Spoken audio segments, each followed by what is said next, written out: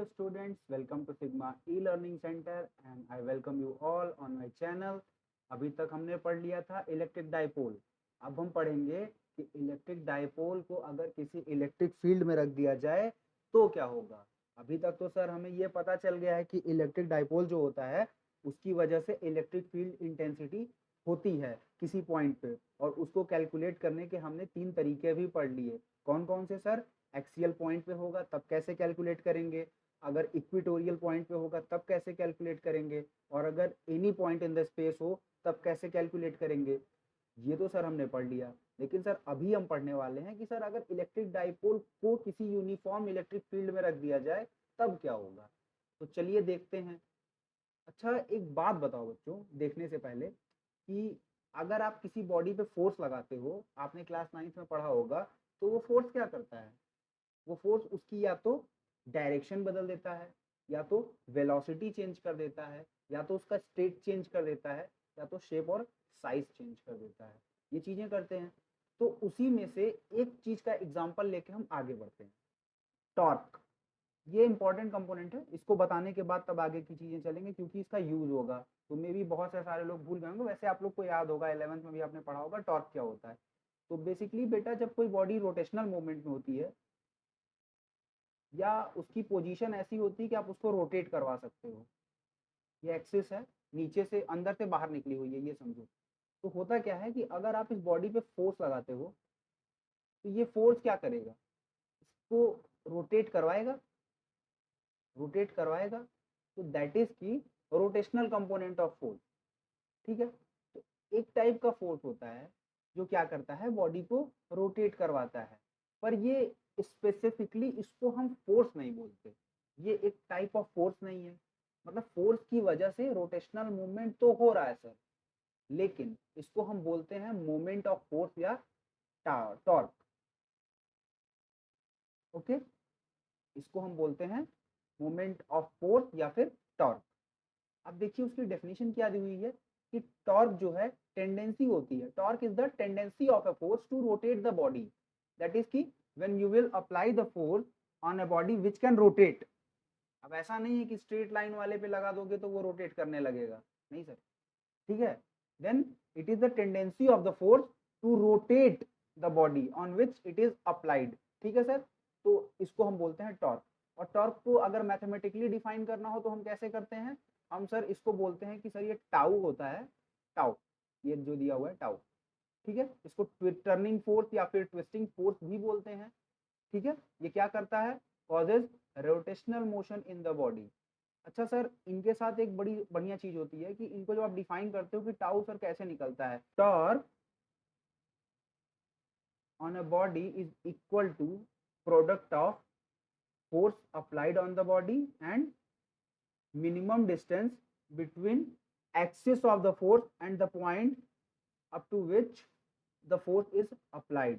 जिस पॉइंट पे फोर्स लगाया जा रहा है उस पॉइंट की एक्सिस से मिनिमम डिस्टेंस, और मिनिमम डिस्टेंस परपेंडिकुलर भी हो सकती है।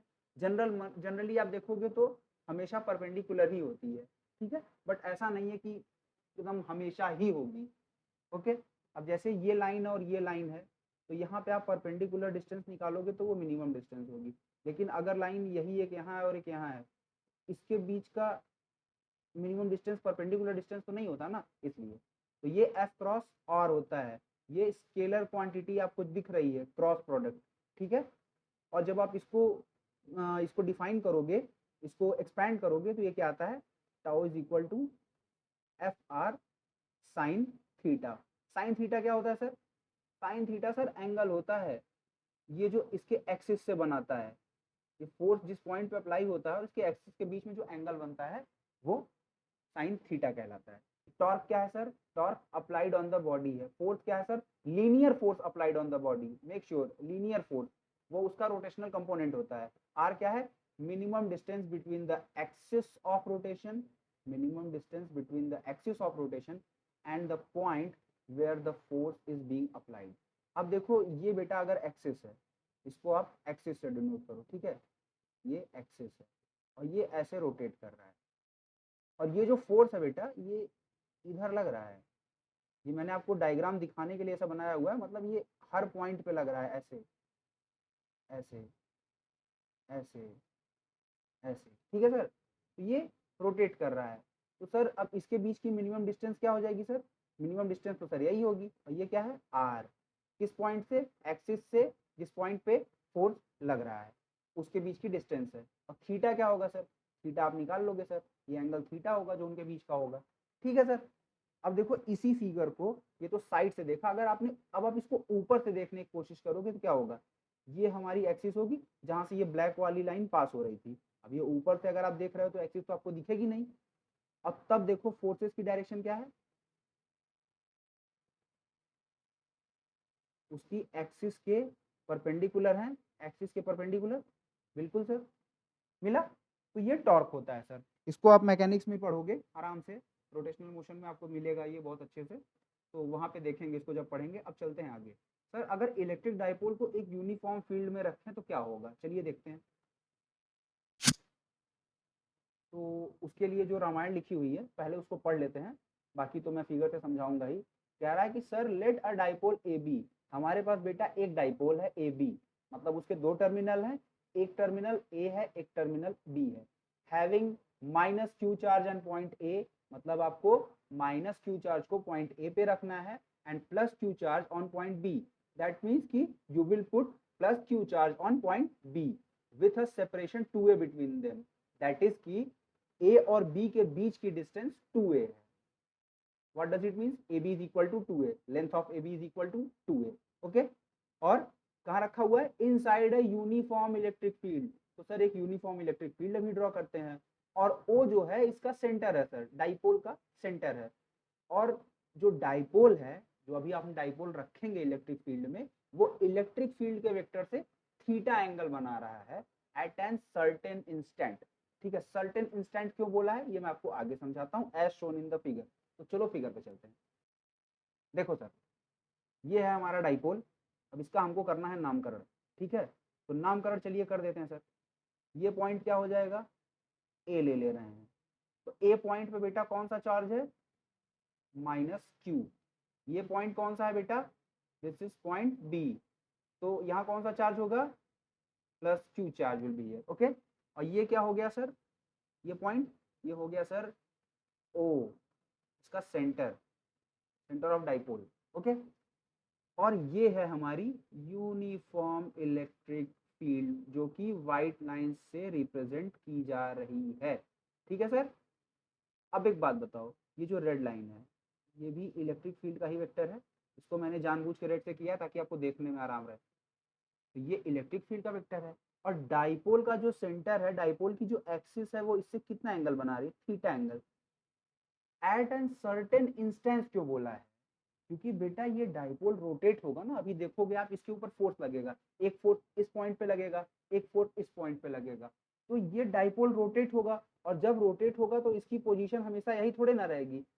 अब समझ लो कि ये इलेक्ट्रिक फील्ड है, अभी ये ऐसे है, हो सकता है कुछ देर बाद ये ऐसे हो जाए, या हो सकता है कुछ देर बाद ये इसके एकदम लाइन में आ जाए, अलाइन कर जाए। कुछ देर बाद हो सकता है ऐसे हो जाए रोटेट होते होते। समझ रहे हो? इसलिए हमने कहा कि let the dipole makes an angle theta at an certain instant. Okay, ठीक है सर। तो अब चलिए आगे सर, आपका काम तो हो गया यहाँ तक। अब एक बात बताओ बेटा, कि आपने पढ़ा हुआ है कि इलेक्ट्रिक फील्ड किसी चार्ज पे जो लगती है, टेस्ट चार्ज पे, वो क्या होती है? किसी चार्ज की वजह से अगर कोई इलेक्ट्रिक फील्ड जनरेट हो रही है तो उसका किसी दूसरे चार्ज पे जो इलेक्ट्रिक फील्ड का स्ट्रेंथ होता है आप कैसे निकालते हो? अपॉन क्यू निकालते हो सर, ये निकालते हो ना? Force of attraction between them divided by magnitude of the charge. ठीक है सर। तो अगर सर हम एफ की वैल्यू चाहें तो क्या मिलेगा? क्यू ई मिलेगा sir. F is equal to Q E होगा। तो सर यहाँ पे प्लस चार्ज है, और ई की डायरेक्शन किधर है सर? ई की डायरेक्शन किधर है सर? From left. अगर इसको हम लेफ्ट मान लें और इसको राइट मान लें तो फ्रॉम लेफ्ट टू राइट है। और ये जो चार्ज क्यू है इसकी इलेक्ट्रिक फील्ड की डायरेक्शन किधर है बेटा? इधर ही है। तो एक बात बताओ कि अगर इस पे कोई फोर्स लगेगा तो उसकी डायरेक्शन किधर होगी? इलेक्ट्रिक फील्ड की डायरेक्शन में होगी। तो फोर्स, अगर हम इस पॉइंट पे फोर्स कैलकुलेट करें तो फोर्स क्या आएगा, निकाल सकते हो, बिल्कुल निकाल सकते हो। इसको अगर हम फोर्स F2 का नाम दे दें, क्योंकि ए पे हम यहाँ पे फोर्स F1 कंसीडर कर ले रहे हैं, ठीक है। अब उसको क्यू माइनस क्यू मान लिया, ए से स्टार्ट किया इसलिए F1 दे दे रहे हैं। आप इसको भी F2 बोल सकते हो और इसको F1 बोल सकते हो, कोई दिक्कत नहीं है, बट आपको मेंशन करना पड़ेगा कि F2 is the force applied on the charge plus Q, मतलब कि F2 जो फोर्स है वो चार्ज प्लस क्यू पर अप्लाई हो रहा है। अगर आपने लिख दिया कि F2 is the force which is applied on charge minus Q, तो आपको यहाँ पे माइनस क्यू लिखना पड़ेगा, या तो आपको F2 यहाँ बनाना पड़ेगा, ठीक है। तो F2 की वैल्यू सर क्या आ जाएगी, प्लस क्यू ई, आ गया सर। और सिमिलरली बेटा इस पॉइंट पे जो फोर्स लगेगा, देखो ये इलेक्ट्रिक फील्ड की स्ट्रेंथ किधर भाग रही है, जो इलेक्ट्रिक फील्ड किधर पुश कर रही है, इधर पुश कर रही है, और ये जा किधर रहा है, अगेंस्ट में जा रहा है। तो यानी कि ये फोर्स ऑफ अट्रैक्शन लगा रहा है, क्योंकि ये चार्ज की तरफ जा रहा है, ये अवे जा रहा था। अब देखो कोई चार्ज यहाँ पे पॉजिटिव होगा तभी वो अपनी इलेक्ट्रिक फील्ड को इधर ढकेल रहा होगा, ठीक है, क्योंकि हमेशा उससे रेडियली आउटवर्ड निकलती है बेटा। तब अगर ये चार्ज इधर जा रहा है मतलब फोर्स ऑफ रिपल्सन है, इसलिए ये फोर्स हमने पॉजिटिव लिया है। अब यहाँ पे क्या है, इलेक्ट्रिक फील्ड की डायरेक्शन इधर है, बट चार्ज किधर मूव कर रहा है, इधर। तो F1 क्या हो जाएगा, F1 हो जाएगा माइनस क्यू ई। अब यहाँ माइनस क्यू दिया हुआ है पहले से, इसलिए आपको डायरेक्शन की मेंशन करने की जरूरत नहीं, वो डायरेक्शन ऑटोमेटिकली मेंशन हो गई है माइनस की वजह से। माइनस बता रहा है कि ये इलेक्ट्रिक फील्ड की डायरेक्शन के अपोजिट इसके ऊपर फोर्स लग रहा है, ठीक है। अब कोई दिक्कत सर, कोई दिक्कत नहीं है। अब चलो बेटा एक बात बताओ, इस पॉइंट, अब देखो ये एक अगर बॉडी मान लो आप, एक फोर्स यहाँ लग रहा है और एक फोर्स यहाँ लग रहा है, ठीक है, और ये उसका एक्सिस है। तो आप अगर देखो तो ये वाला फोर्स इसको इधर की तरफ रोटेट कराएगा, क्योंकि ये अपने एक्सिस पे है ना, एक्सिस पे से मूव कर रही है, और ये आप इधर रोटेट कराएगा। इसको आप ऐसे भी समझ सकते हो, अगर आप एक कोई पेन, खाली पेन हो, उसमें अगर आप बीच में एक छोटा सा छेद कर दो और उसके थ्रू उसमें थ्रेड पास करा दो, और आप और आपका दोस्त अगर वो इस साइड फोर्स लगाए और आप इस साइड फोर्स लगाओगे, तो आप देखोगे कि जो पेन है आपकी वो इस डायरेक्शन में रोटेट करने लगेगी। सेम वही चीज है। अब डाइपोल अगर है और उसके ऊपर फोर्स लग रहा है तो वो रोटेट करेगा, और रोटेट किसकी वजह से करता है बेटा, रोटेट करने का कोई रीजन होता है ना, रोटेट करने का सर एक रीजन होता है, क्या होता है, टॉर्क। तो सर अगर अब हम टॉर्क को पढ़ें तो अब हमें पता चल जाएगा कि सर ये कैसे रोटेट कर रहा है। तो सपोज करो बेटा कि टॉर्क है सर, और टॉर्क टाउ 1, ये किसकी वजह से है, ड्यू टू फोर्स F1, ठीक है सर। और इसको अगर आप देखो बेटा, टाउ 1 क्या हो जाएगा, फोर्स इंटू मिनिमम डिस्टेंस, और मिनिमम डिस्टेंस कहाँ है सर, ये है पॉइंट ऑफ जहाँ पे फोर्स लग रहा है, point where the force is being applied, and this is the axis of the body. तो यही तो होगी बेटा मिनिमम डिस्टेंस, मिनिमम डिस्टेंस। तो मिनिमम डिस्टेंस बेटा क्या हो जाएगी, और मिनिमम डिस्टेंस आप एक्सिस से मेजर करोगे, ये पॉइंट से मेजर नहीं करोगे। उसमें लिखा हुआ था कि मिनिमम डिस्टेंस फ्रॉम, ठीक है। तो आप अगर एक्सिस से मेंशन कर रहे हो तो आप क्या बोलोगे इसको, आप बोलोगे कि ओ ए, बोल दिया बेटा। अच्छा एक बात बताओ, अगर ये एक वेक्टर क्वांटिटी है ओ ए, एक मिनट के लिए समझो, तो अगर आप ओ से ए लिख रहे हो, ओ ए लिख रहे हो, इसका मतलब क्या है, फ्रॉम ओ टू ए। और सपोज करो इसका मैग्नीट्यूड एक्स है, मैग्नीट्यूड एक्स है, मतलब इसकी वैल्यू 10 सेंटीमीटर, 5 सेंटीमीटर, कुछ भी है।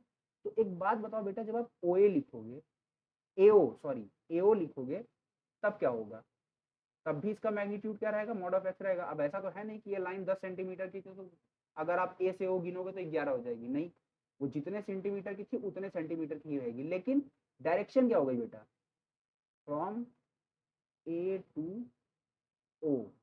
यहाँ क्या था, ओ टू ए, यहाँ ए टू ओ है। तो क्या हम ये लिख सकते हैं कि O A is equal to minus AO, बिल्कुल लिख सकते हैं सर, डायरेक्शन अपोजिट है।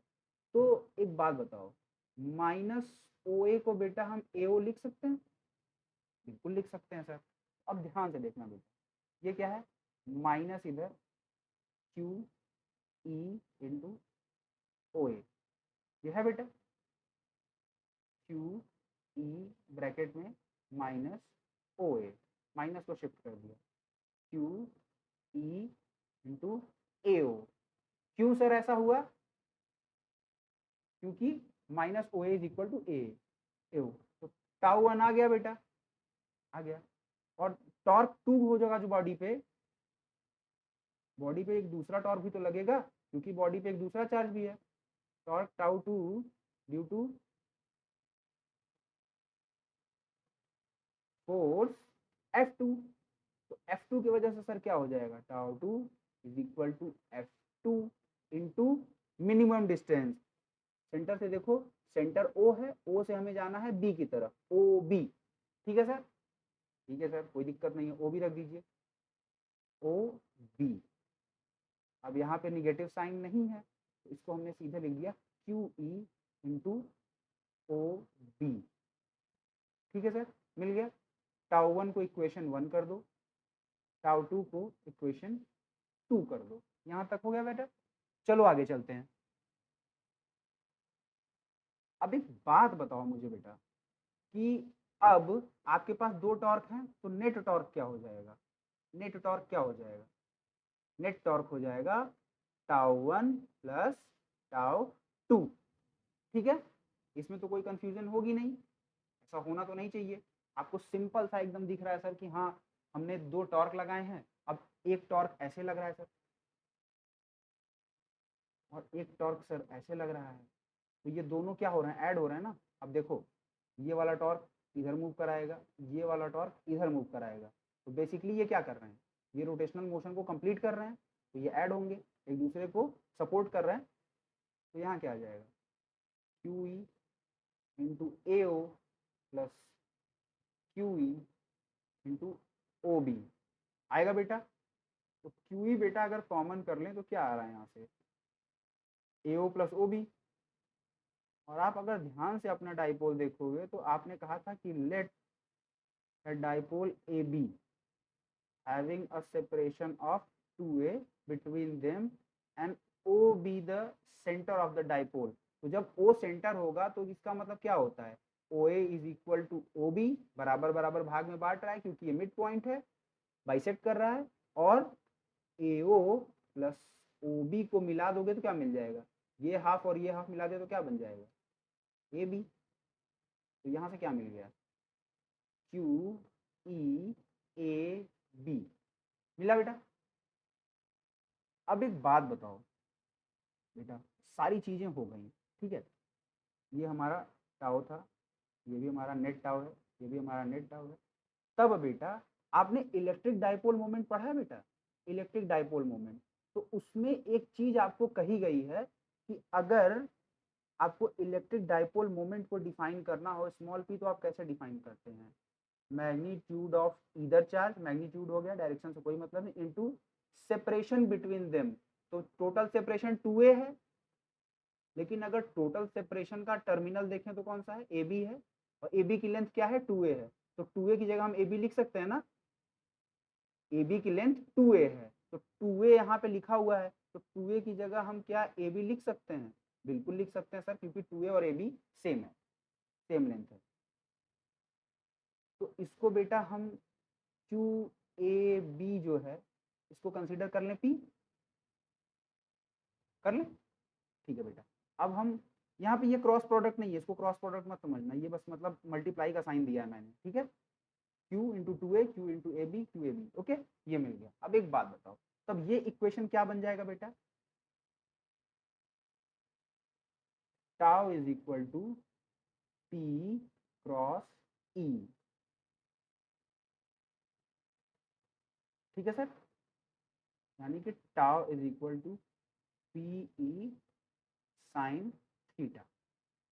मतलब क्या है कहने का सर, मतलब सर कहने का ये है कि जब भी हम किसी इलेक्ट्रिक डायपोल को एक यूनिफॉर्म इलेक्ट्रिक फील्ड पे रखेंगे तो उसके ऊपर एक टॉर्क लगेगा। कौन सा टॉर्क लगेगा सर? टाउ, जो क्या होगा? इलेक्ट्रिक डायपोल मोमेंट P और uniform electric field intensity E के स्केलर प्रोडक्ट के बराबर होगा। दैट इज की PE साइन थीटा के बराबर होगा। और ये क्या करेगा? ये इलेक्ट्रिक डायपोल को इलेक्ट्रिक फील्ड की डायरेक्शन में ले आने का प्रयास करेगा। देखो अब ये ऐसे है, ये क्या करेगा? इसको घुमाते घुमाते घुमाते घुमाते ऐसे बनाने की कोशिश करेगा डायपोल AB। और जब ये इस डायरेक्शन में हो जाएगी बेटा तो इलेक्ट्रिक फील्ड और एक्सिस के बीच में एंगल कितना बन रहा है बेटा? 0 डिग्री, क्योंकि दोनों एक दूसरे के पैरेलल हो जाएंगे। और जब theta is equal to 0 degree तो साइन थीटा क्या हो जाएगा बेटा? 0 डिग्री।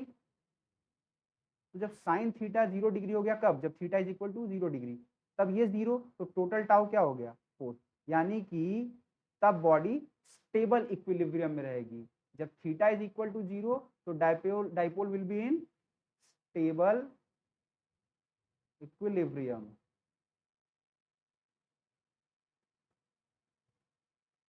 ठीक है, स्टेबल इक्विलिब्रियम। अब बेटा एक केस ये भी तो हो सकता है कि जो डायपोल हो